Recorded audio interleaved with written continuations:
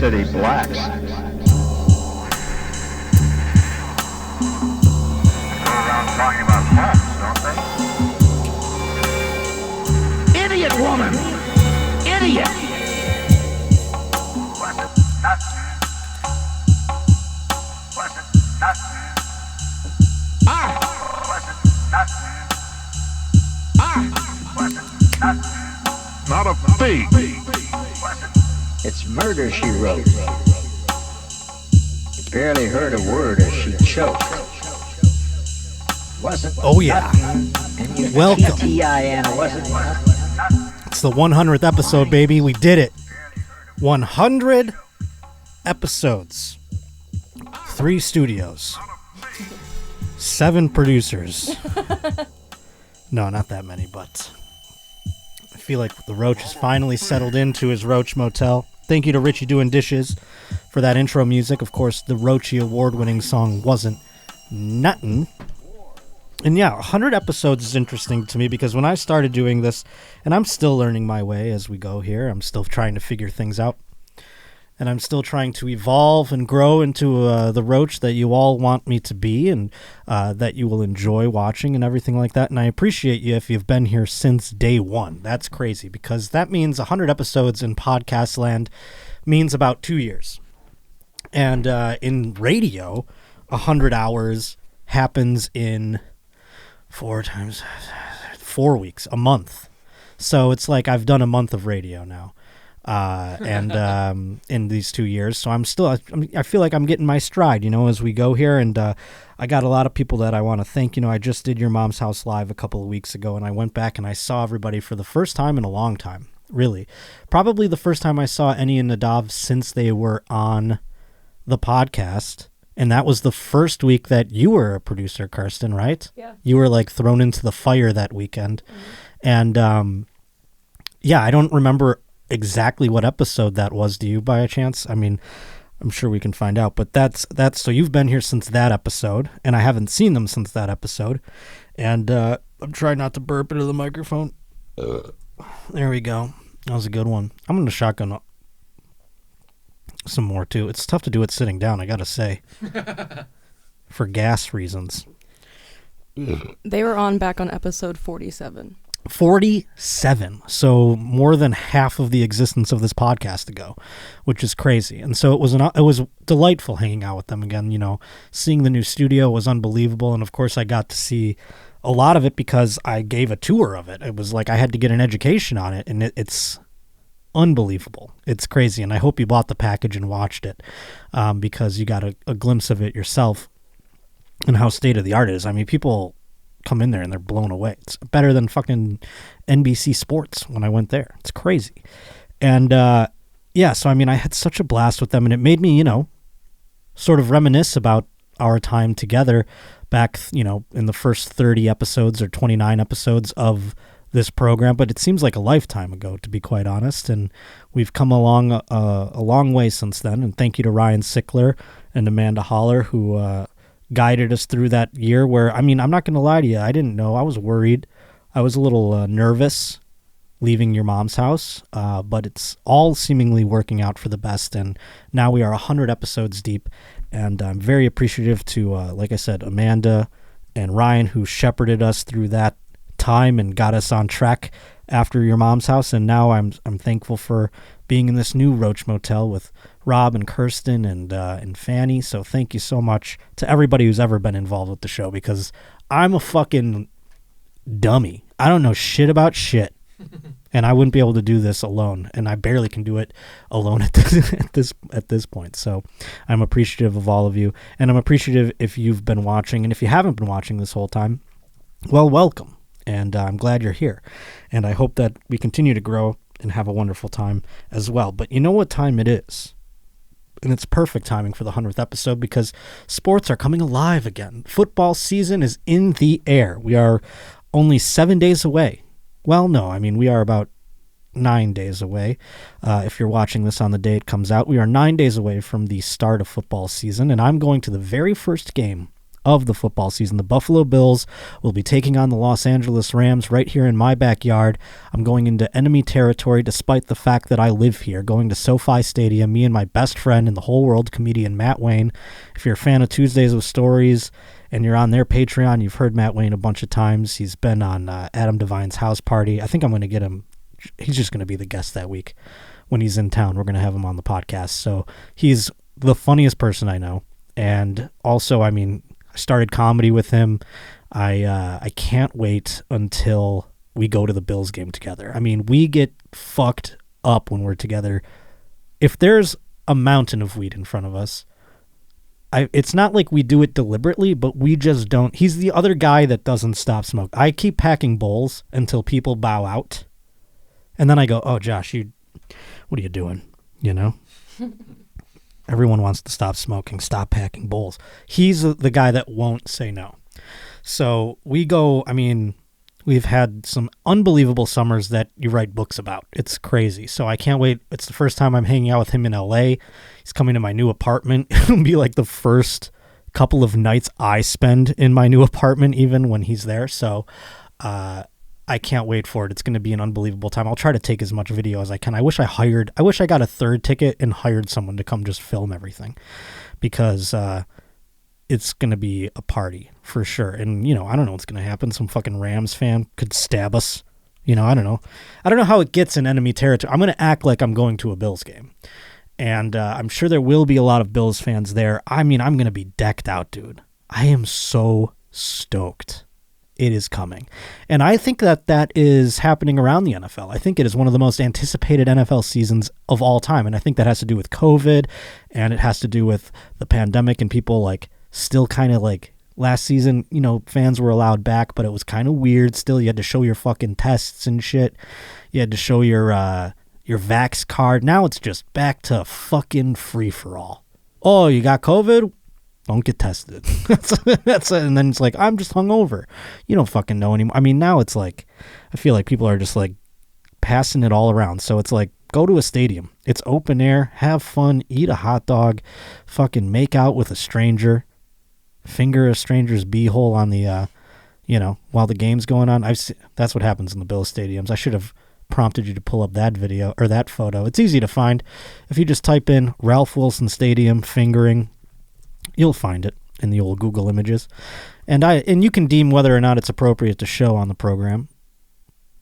I think it's fine. I think you just have a man's hand going down the back of a butt. Did it come up? I don't know. I can't tell. There you go. There it is. Yeah, no, it was a video. So yeah, I mean, you don't need to see the video. I don't want to show it and get pulled off of YouTube here. But yeah, there's just a hand down the pants. That's what happens. There's an old story where you can find a photo of this probably too, but you don't have to, where a woman in the parking lot at Ralph Wilson Stadium blew a man for a Kiko Alonso jersey. Kiko Alonso. He eventually was traded to the Eagles for LaShawn McCoy. And his career, not but a fart in the wind, unfortunately. He was one of the most popular Bills when he was on the Bills. Then we traded him to the Eagles, and he just went. We got LaShawn McCoy. It was pretty dope.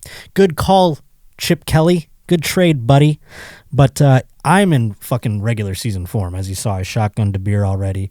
And I feel like there's a lot of NFL fan bases out there that are also in mid-season form already.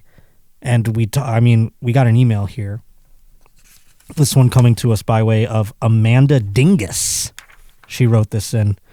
And I hope that she doesn't say to me, don't say my name, because I read her name already. It says, hey, Josh, big fan here in Ohio. Love the show. I got to go to the Bengals game this past Friday. It's a preseason game.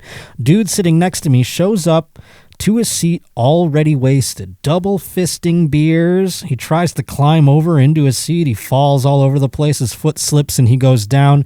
Beer goes everywhere. Here is a picture of the same guy right before halftime. Also made Josh Allen fan out of me. Can't wait till we play Buffalo in January. Thank you, my favorite Roach, Amanda Dingus. So here's the man. Didn't even make it to halftime. Ooh, boy. Pathetic showing. Pathetic. Well, Rob, sometimes, and I'm going to have empathy for this man. I practice empathy. I try to bring it to every situation. The man was shit-faced as he went in. Now, you mentioned earlier that this man has quite the black beard. I said just for men's easily. Like, there's no way the beard is that black. But also, he could just be a young guy, is what I'm thinking now, you know? He does seem a little baby-faced underneath the beard. Right, and it's a very stark black beard. So I think maybe perhaps he's just a man who, he probably has a shitty job, you know?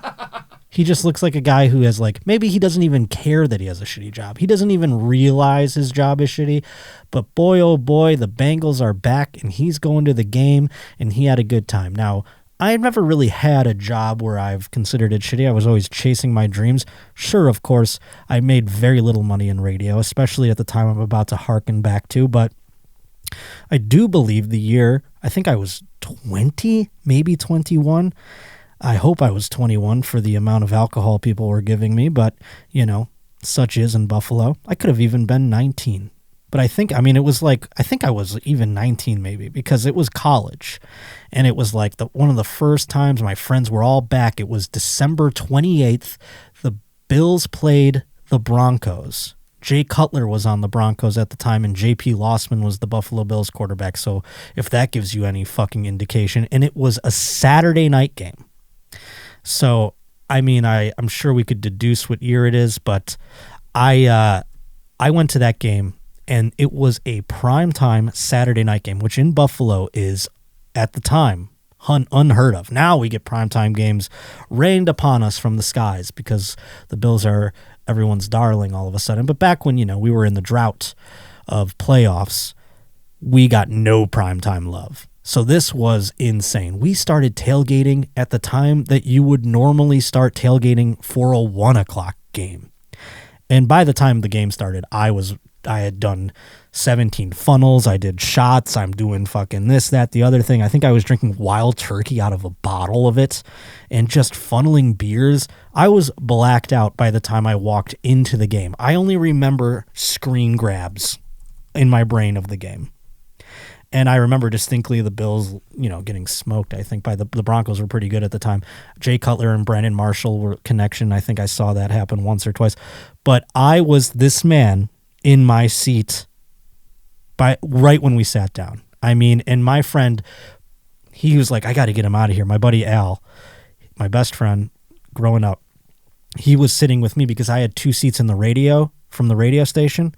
And we were kind of lower, and all my friends bought seats up so we were alone, and he has to babysit me essentially.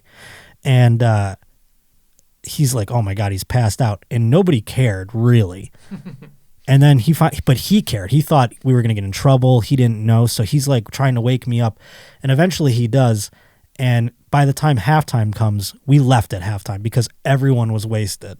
Every one of us, we all were like, we got to get out of here. You know, people are passing out in their seats and shit. And like the Bills, I think, were losing. So we had to congregate during halftime. And I went into the corner of like the concession area and just left a pile of vomit like this high. And my friend's like, oh my God, he's puking in the stadium. We're going to get fucking blacklisted and shit. And a security guard did come up to us. And my friend goes, he's just letting them out, you know? And I go, I'm fine. And the guy goes, is that Josh Potter? And the guy just let me chill because I was on the radio. It was crazy. But I mean, in normal situations, I feel like I should have got tossed in that capacity. But yeah, what a memory. So I don't have any, I mean, this guy, who knows what the rest of his night was like. But he's in mid-season form. He's acting like this is Bengals playoffs. That's how hard he partied, and I respect that. That he went to a preseason game and was like, yes, football is back. Let's tie one on. And you know what other fan base has been really impressing me during this preseason? It's the Jacksonville Jaguars. I mean, they are a franchise. If you don't follow football, they are. By the way, I didn't hit I'm buzzed from one beer and I didn't hit the fucking spot. We have to play it. It's the 100th episode. Odd Track Numbers. Shout out to you, buddy.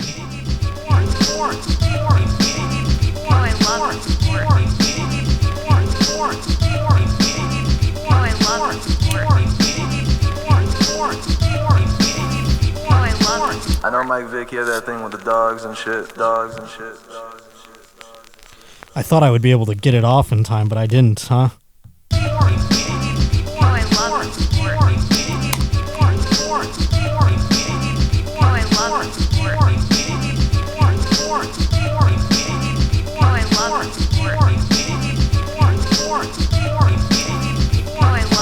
I know Mike Vick, he had that thing with the dogs and shit.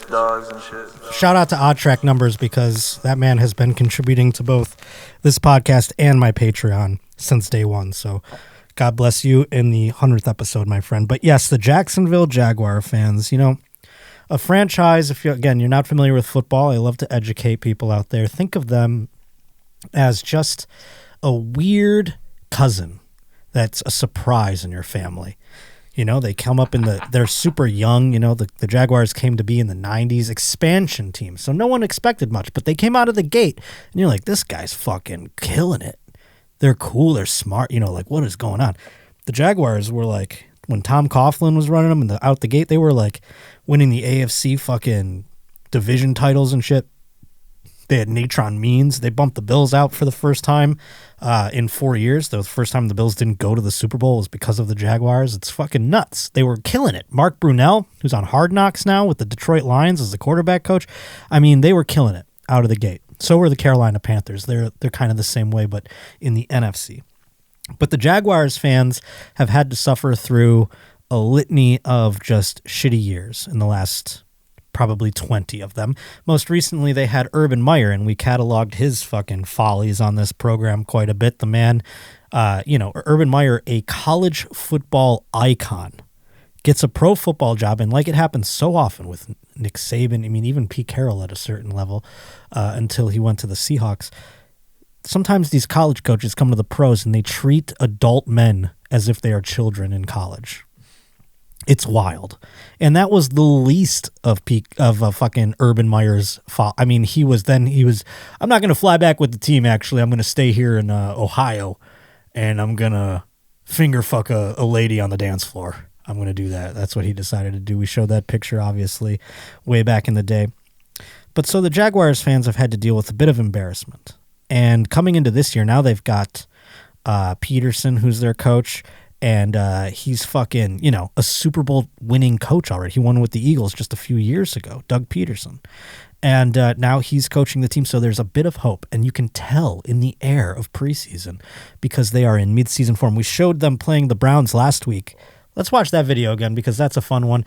The Browns, of course, have Deshaun Watson as their quarterback, and boy, oh boy, did he sexually assault a lot of women. So they chanted this, if you recall. We showed this last week.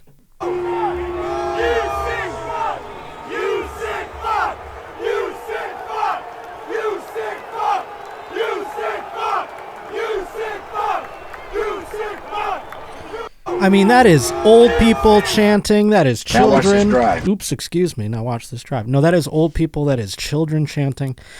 All in unison. You sick fuck about Deshaun Watson. Mid-season form. And we have another video, but before we do that, I want to dwell on Deshaun Watson for a second. Because Browns fans, they've decided to, he's suspended for 11 games. We talked about that as well a couple of weeks ago. Not last week, excuse me. But, he's suspended, and he is not going to be playing for 11 games. But if you're a dad out there in Cleveland, and you are a Browns fan, and you have a child who you want to bring this fandom to, and you're trying to explain what's going on with Deshaun Watson, the team's face, the quarterback of the team, I don't know how you'd explain it necessarily. But this is one tactic, I suppose, is to do it this way. Here's how one gentleman decided to show his child, Deshaun Watson is suspended, but you know what? They did him dirty. All he was trying to do was get a little puss. He's trying to get a little stank on his fingers. You know what I'm saying, son? So we're going to go out there to First Energy Field, and we're going to show our support. So he gives his son the Free Watson sign.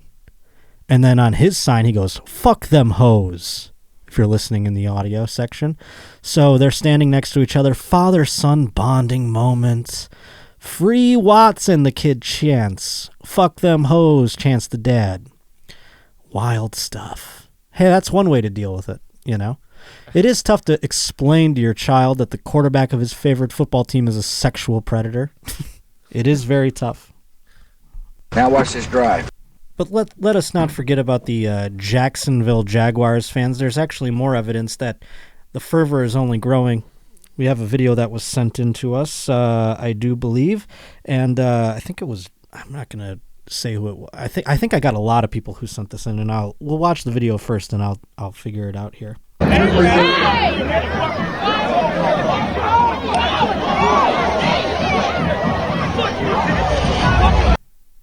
And there you go, a fight in the stands. Ooh, here we go. So, look at this.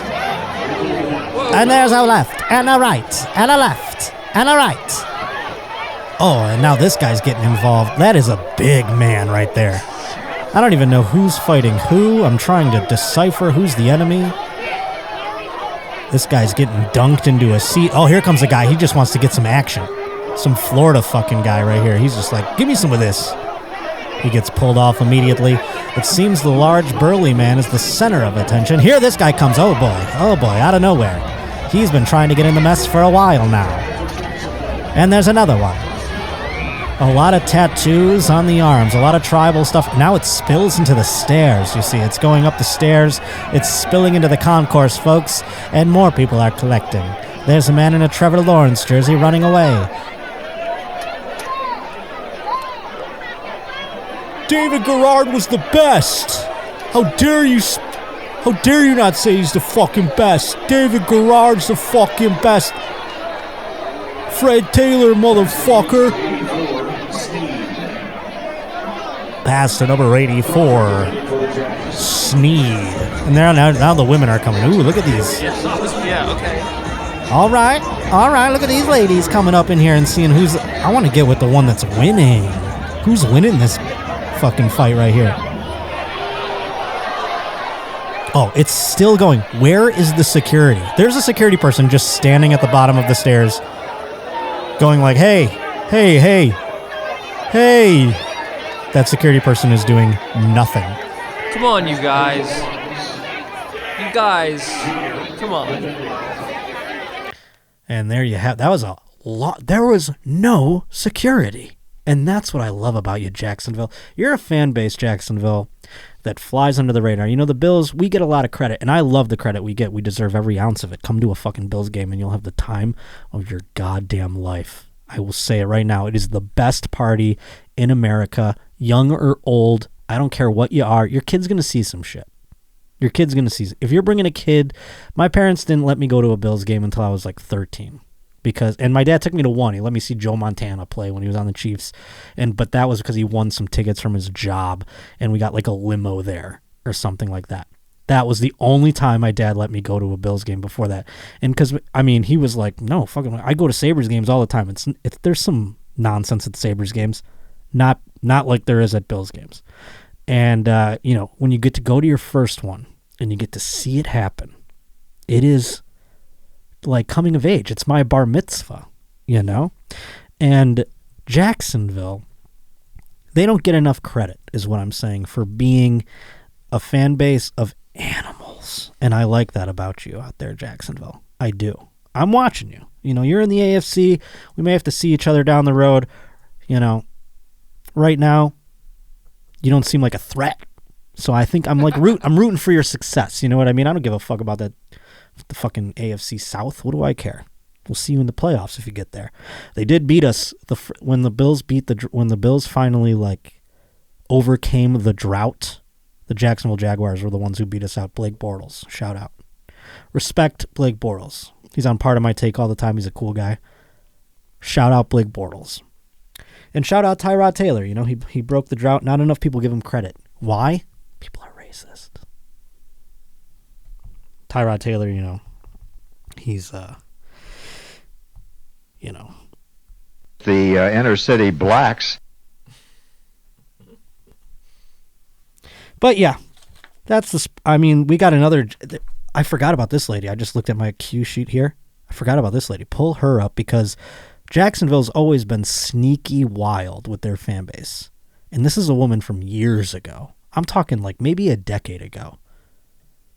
And she is just a real gem. I don't know who found her. I hope she's still alive.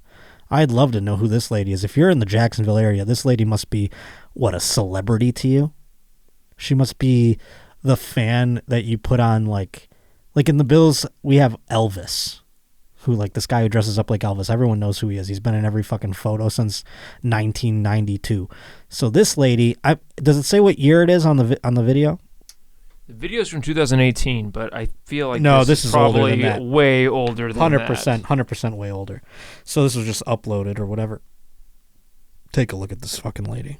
They say they have the best draft in the entire NFL. Are you surprised to hear that? Certainly not. The first year we took it to the limit. And I was in Miami with my new beach house. Well, it was a couple minutes from the beach. It's been 20 years since then. We haven't been too strong in the last few years. Oh, we've been strong. We're just playing by the rules. You can't have a newcomer come in and steal a show. Thank you. I mean, I want her. I mean, that lady. I'm gonna let that lady suck my dick. Shit, that lady's fucking hot. Kirsten, you're nodding your head. What are you nodding your head about? I don't know. I did enjoy her. You did it. You were I nervous. enjoyed her. You didn't like that she looked into the camera like that.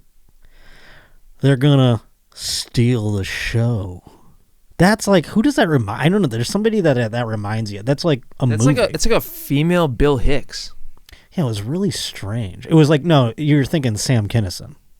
Oh, I wasn't, but now Yes, that it you is. say that, Yeah. yes. No, 100%. Steal the show. And the way she looked at the camera, fuck. Badass lady. I hope she's still alive. And if she is, tell her to call me. She's almost definitely not. You don't think so? Nah. That was like from, you know what? She might have it's some- not 2018. It can't be 2018, but it's not too far. I'm gonna say it's from 2007. I'm gonna make my guess. But I feel like that's why I feel like I'm kind of kinship with Jacksonville Jaguars fans. There are many a Roach in Jacksonville, and I feel like the Jacksonville Jaguars fans and I can coexist and get along very, very nicely.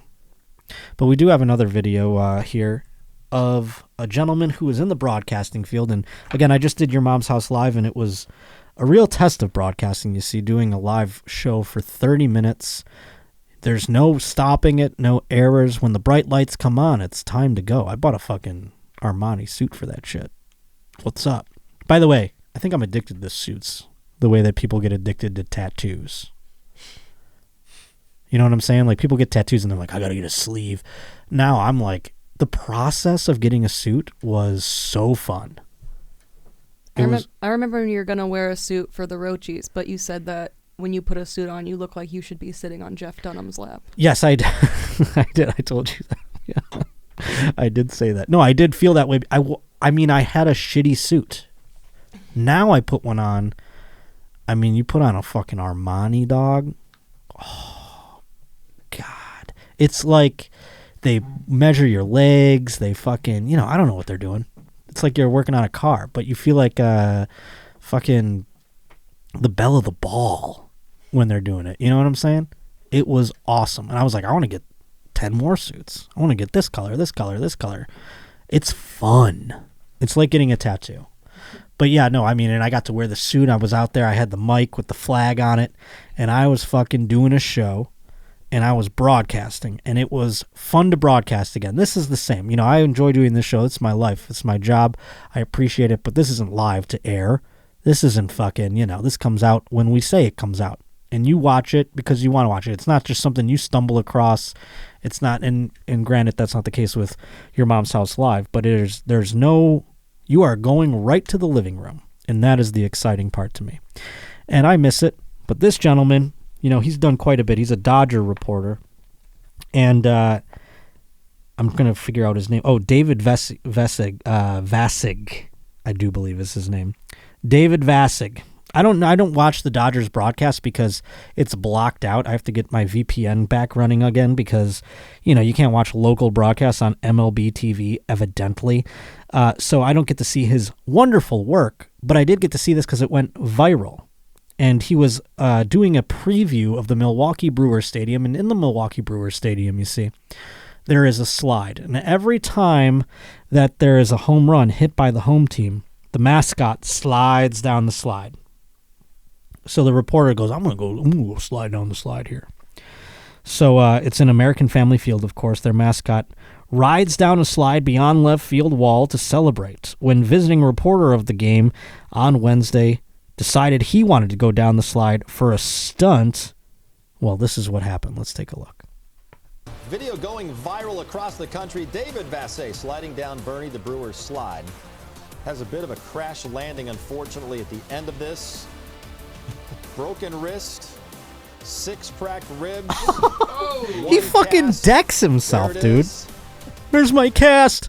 They gave him the moment of the game there on, what is that, Sportsnet. And they're like, David, the guy really, he fucking didn't do that clip justice. That's a bitch moment of the game. Can you play it one more time? Can you go back to the beginning? Because he explains it well. I want to hear how he does it, because I'm going to do it on silence. Video going viral. Here we go. So here he goes, because we want to watch this guy break his arm a couple times. Don't spoil it. Broken wrist. He spoils it. One cast. There it is. There it is. No, this guy fucks it up. Despite how much pain he was in, he even did a pregame interview with Justin Turner before he ever went to the emergency to get everything checked out. Okay, go back to the beginning and mute it. This is how a pro would have done it. David Vassig, of course, our sideline reporter here, he decided to take Bernie's slide that he does when the Brewers score a home run, and here he goes down the slide, and oh, Lord. Looks like a crash landing. He broke his wrist in 2 places, 6 ribs, and there's the cast on his arm. He even did a pregame interview with Justin Turner before he slid down the slide, and man, the man needs to drink a little milk, huh, partner? I don't know. I mean, good golly. Breaking your bone on. I mean, the mascot slides down that slide. He went down there with some velocity. Maybe lay off the cheeseburgers there, David. But nevertheless, he's still on the sidelines because we don't have great health insurance here at Sportsnet. Nah, I bet they do. But yeah, I mean, the guy he ruined the clip. He fucking said what happened before it happened. And then, of course, they show the man breaking his arm. That's kind of gnarly. That's something that you would think they would show live on television, and then maybe that would just go viral, as the man mentioned. But they wouldn't show it again on Sportsnet. They're like, let's just show this guy breaking his fucking arm on Sportsnet over and over again. And, like, I mean, they wouldn't do that with an athlete. If an athlete broke their arm or leg, they wouldn't show they would give you a warning. They go, graphic content coming up here as Mookie Betts breaks his leg or whatever. You know what I'm saying? They wouldn't fucking have it just play. They would tell you. This one, they were like making it like, that's broadcasting, folks. That's how low it is on the totem pole, that they're just like, whatever, this fucking guy, he's a fucking clown. Let's just, let's watch the clown break his arm. But if it was an athlete, they would say, folks, we have terrible news. Joe Theismann, and then they wouldn't show it over and over again because they've learned their lesson. But here on the 100th episode, it is brought to us by a wonderful sponsor to get familiar with for the football season. It's a great way to transition out of the sports, because today's Josh Potter Show is brought to us by DraftKings. And the wait is over, folks. Football will be here very soon, and you can get ready for NFL Week 1 action with DraftKings Sportsbook, an official sports betting partner of the NFL. And to celebrate the return of football, DraftKings is giving new customers a can't-miss offer. You can bet just $5 on any football game and get $200 in free bets instantly. You want more action for opening night? The Bills playing the Rams. I'm already betting the Bills money line and the over parlayed, just saying. You can experience the thrill of DraftKings early, and you can win a promotion, as a matter of fact. Bet on any NFL team of your choosing, and if your team leads by 7 points at any point during the game, you get paid instantly, even if your team loses. That's unbelievable stuff right there. DraftKings is safe, secure, and reliable. Best of all, you can deposit and withdraw your cash whenever you'd like. So download the DraftKings Sportsbook app right now. Use promo code JOSHPOTTER, and you're going to get $200 in free bets instantly when you place a $5 bet on any football game. That's code Josh Potter, only at DraftKings Sportsbook, an official sports betting partner of the NFL. Minimum age and eligibility restrictions apply. See show notes for details. But let's get into the news, shall we?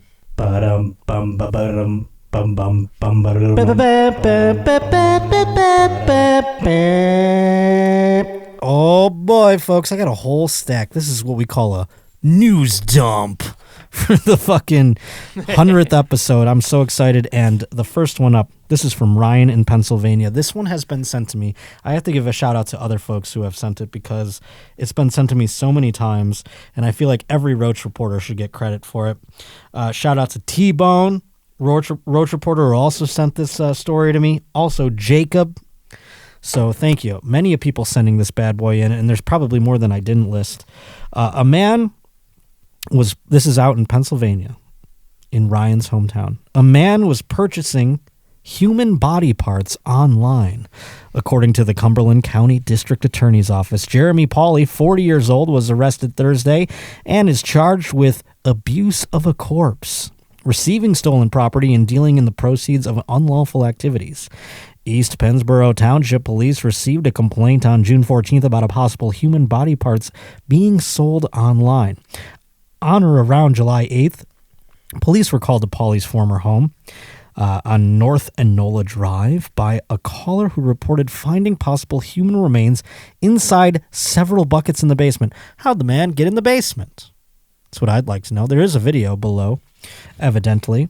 The district attorney's office said that after police conducted a search warrant and seized the buckets of body parts, evidently, a forensic pathologist confirmed the remains were in fact human body parts. According to a criminal complaint, those parts included brains, a heart, kidney, spleen, livers, lungs, and skin. It only had one kidney, though, eh? Interesting. It said, unless, is the plural of kidney? No, is it like I think deer? It's kidneys. That's what I would think as well. So maybe there was just one kidney. This wasn't pluralized. There was only one. There was multiple brains, a heart, a kidney. It sounds like a Wizard of Oz. One spleen, multiple livers, multiple lungs, and skin. Pauley purchased the remains through Facebook. Oh, okay. I can't get my goddamn television stand through Facebook Marketplace, but fucking this guy's purchasing body parts.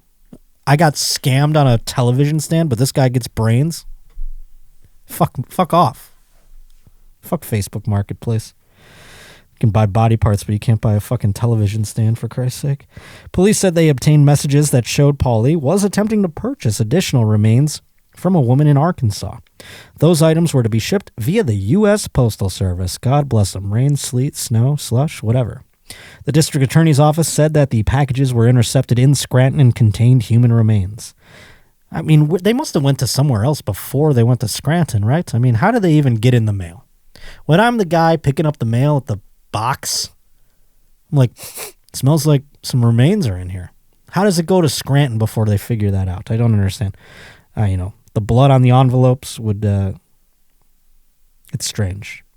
The criminal complaint alleges that woman was stealing the body parts from a mortuary in Arkansas and shipping them to Pennsylvania for sale.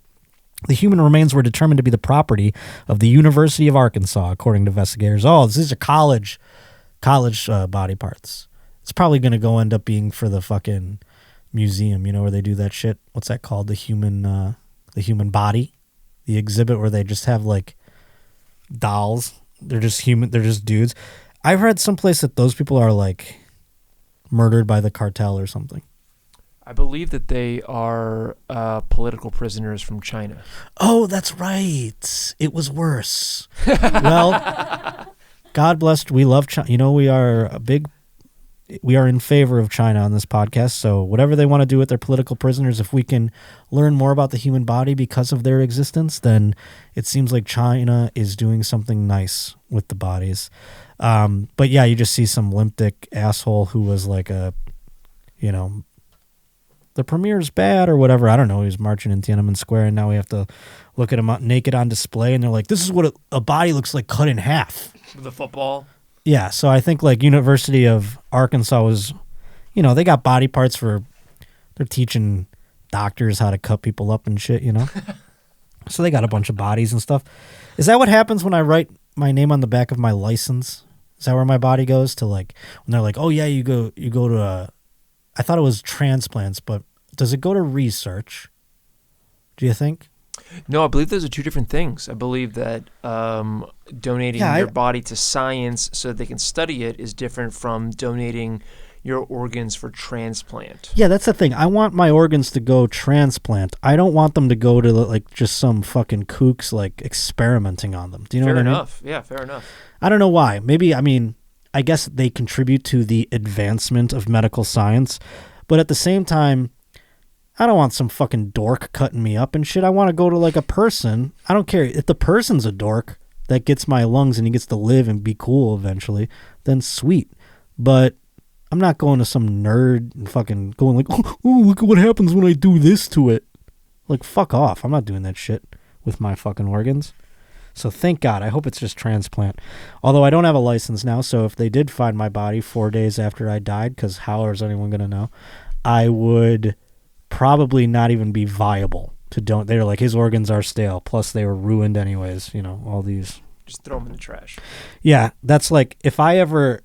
I always, I used to tell a joke about this when I drove, about how if I wrote my name on the back of my license, I don't do it because I fear someday some doctor will have to come, you know, it'll be raining one night and he'll get woken up at 3 a.m. and they'll say, on this windy road, a man has died, and it will be me, and it will be fucking... The doctor will have to get out of bed with his warm bed with his wife and drive to the crash scene to harvest my organs. And then he's going to get there and be like, just throw it all in a hefty bag. You got me out of bed for this? Yeah, like there's nothing in here that is usable. You know? That joke didn't work, so I just told it here. But yeah, no, I mean, this guy, so let's see what he was trying to do with it. So these parts, evidently, he was siphoning them off from the University of Arkansas. The University of Arkansas for Medical Services spoke to News 8's sister station, 4029 News, about the incident and provided this statement. It said, as an employee, of the mortuary service is under investigation by federal authorities for taking some human remains from the mortuary that were donated to UAMS.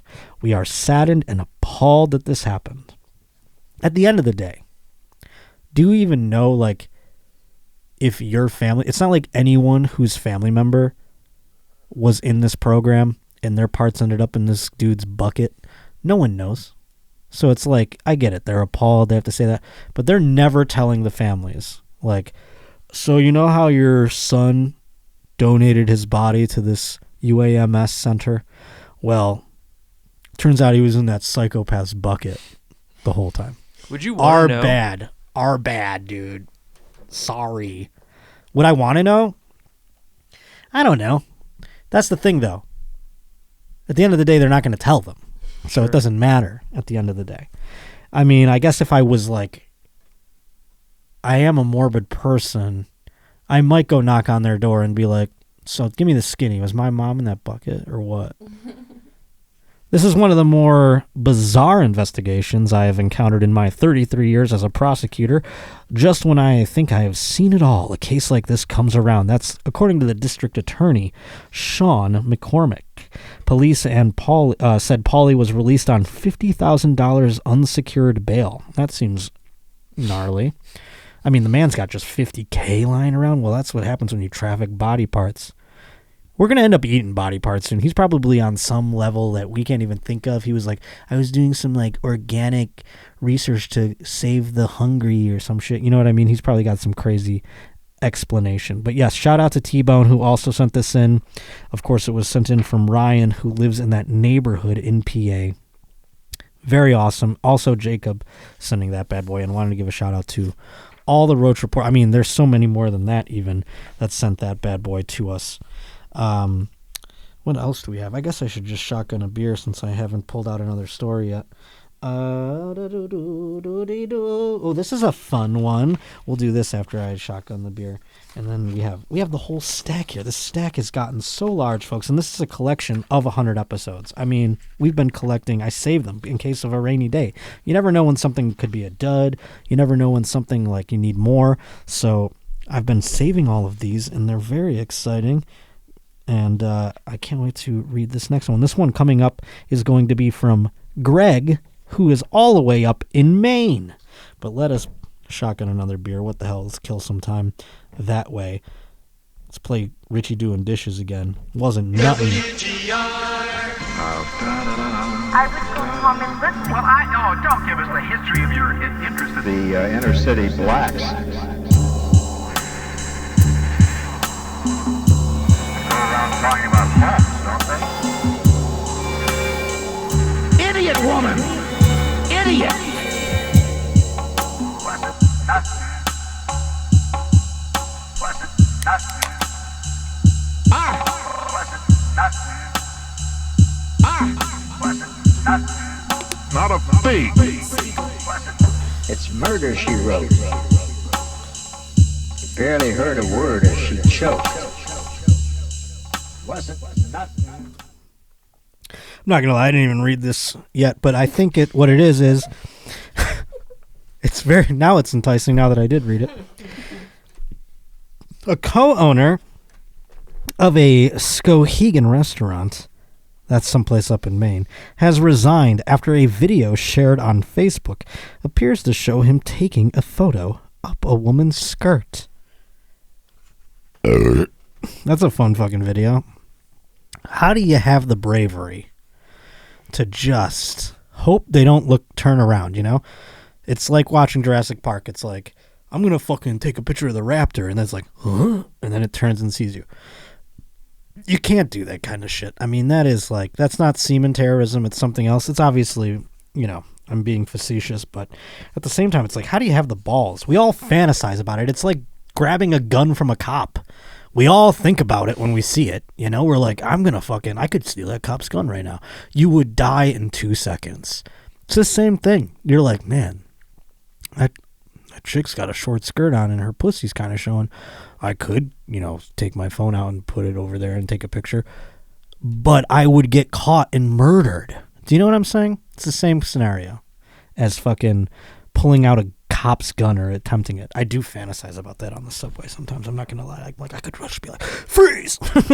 But I'm so blind and slow, I'd probably miss. And he'd be like, were you trying to shake my hand? But in this case, in the video, Eric Dorr, co-owner of Old Mill Pub, is seen positioning his phone below a young woman's skirt while she fills out paperwork. This video has gotten over 97,000 views after being posted to Facebook Sunday morning. So not only did he take the video, he posted it on Facebook. Or did somebody else post it on Facebook? Because that's fucking weirder. It looks like someone's filming him through a window, and they posted it. Ooh, I wasn't looking up at the video yet. Let's watch it again here for me. Oh, he's like, skadunk. Jesus. What is he like? Hey, can you take a look? I think a bug got smashed in my window. And then she's like, what? And then he takes a upskirt shot of it. 97,000 views after being posted in... As I get drunker, I sound more like fucking Tom Brokaw. I'm like, on Facebook Sunday morning by Katy Perry of Madison, who said in the post that the video was passed on to her. Perry said in the post that the young woman was a teenager. Yuck. Perry declined to comment further, according to the Morning Sentinel. After the video was posted, the Old Mill Pub Facebook profile appeared to be deactivated. So this guy was, she filling out paperwork like she works at the pub too, like, letting fucking underage girls work at your thing. The restaurant later reactivated its Facebook profile and thank God they reactivated. Like, who gives a shit? They posted on Tuesday that the restaurant had accepted his resignation. Oh, thank the Lord. Please understand that the dedicated staff that rely on us to support their families will strive to provide the same level. Thank goodness the restaurant is regretful. Just fire the guy. No one cares. No one's like, is this what the restaurant is doing? Is this the practice? It's not like they're taking upskirt photos and then posting them above the bar. If that's the case, then make a statement, restaurant. Otherwise, they're trying to get clout for being like, we fired this devastating man. We will plan to resume regular operations today and ask for your understanding, and most of all, maintain peace for all those not involved. They're really getting out in front of something, I feel like. You know what I mean? They didn't need to make that statement. I feel like a lot of people are taking upskirt shots and they found out it was a pandemic within themselves and they were like, oh God, we got to get out in front of this whole thing. You guys just make women fill out phony paperwork on hoods of cars so you can take upskirt shots of their fucking pussies? What are you doing? This is a whole underground layer? Benjamin Dorr, Eric Dorr's brother and co-owner of the restaurant. Oh, it was the owner. But also, so what? You know? I guess if it's my brother, I'm like, fuck, man. You're really fucking me here, dog. You're really fucking me, dude. Now we're the upskirt Eric, guys. You gotta stop this shit, bro. What did I tell you? What did I tell you last time you're doing this shit? Stop. Just go on the internet and type pussy. And you'll see all the upskirt shots you want. Type upskirt. Someone else is doing the dirty work out there. Benjamin Dorr, Eric Dorr's brother and co-owner of the restaurant, told the Morning Sentinel that the video was absolutely a shock to his family, except that it probably wasn't. He told the paper that the owners of the restaurant agreed to remove Eric from the ownership, but that the process would take a little time. No shit. Eric Dorr's wife will remain co-owner, according to the Morning Sentinel. Oh, he has a wife. I bet she's psyched about this video coming out. She's at home. She's like, oh, cool. Sig video husband. And now I'm in here with your idiot brother doing fucking owning this dumb pit hole. You know, it's not fucking making money, this fucking restaurant up in Maine. Restaurants are a fucking money pit, dog. And if you get, that's why they had to get out in front of it, turns out. I just rationalized it in my own brain because boy, oh boy, they're going to get sunk. But at the same time, if you're a pervert, that's where you're headed. What is this one now? We got another one? Or is this the same video? This is the same video. I'm sorry. I don't care about that. Not a fig. This is from a man named, this is his name.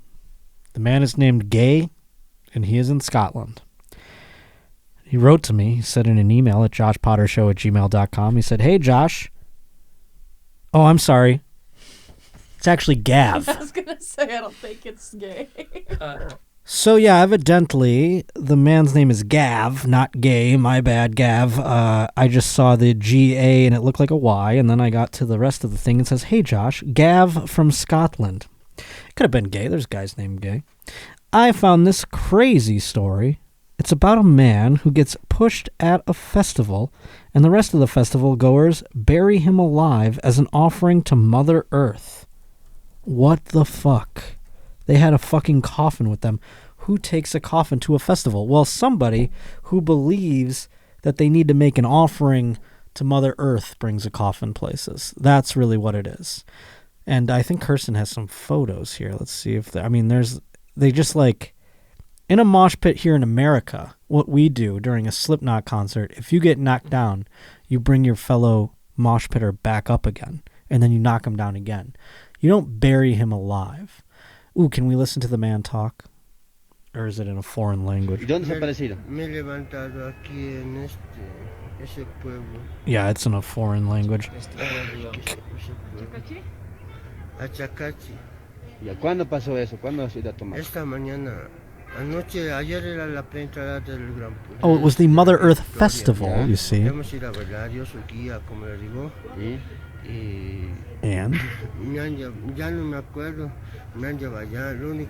This guy looks beat to hell.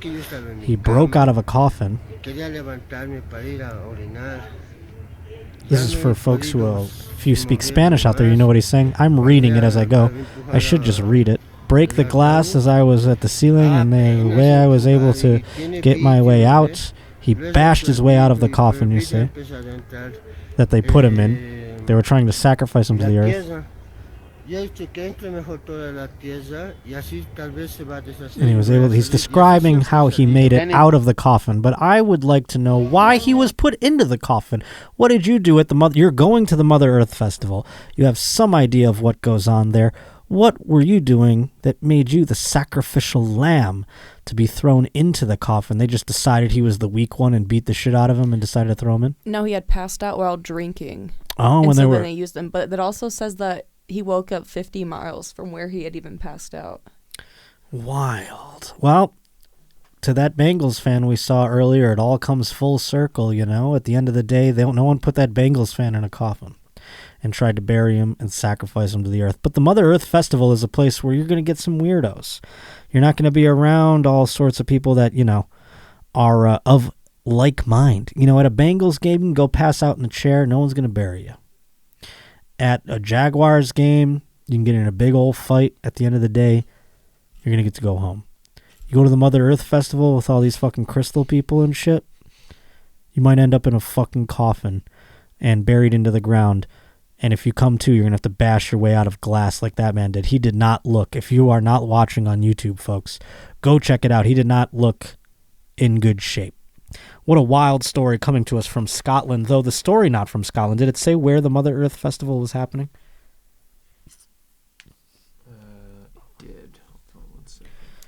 It says Bolivia. Bolivia. Ooh, I love them Bolivia girls, too. They're crazy, but they are fun.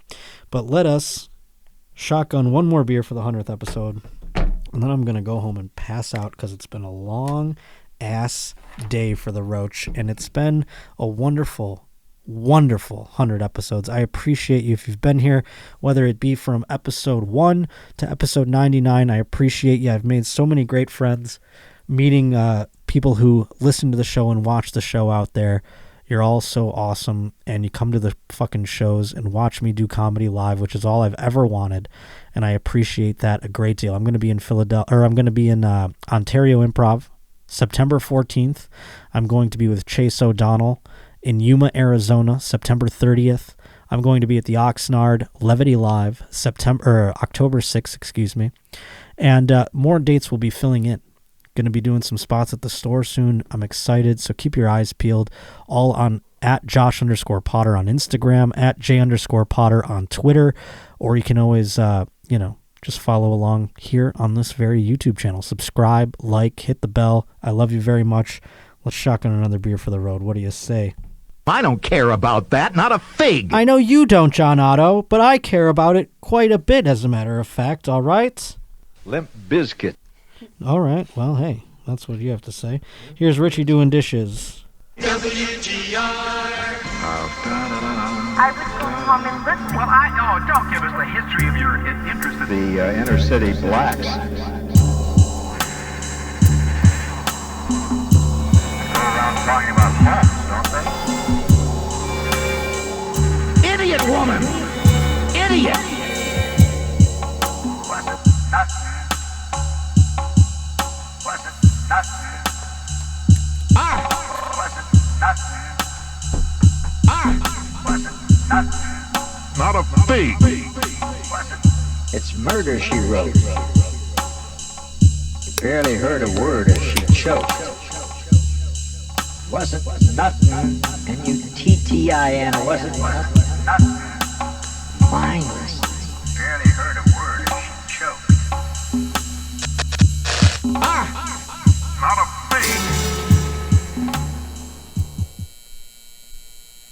fig.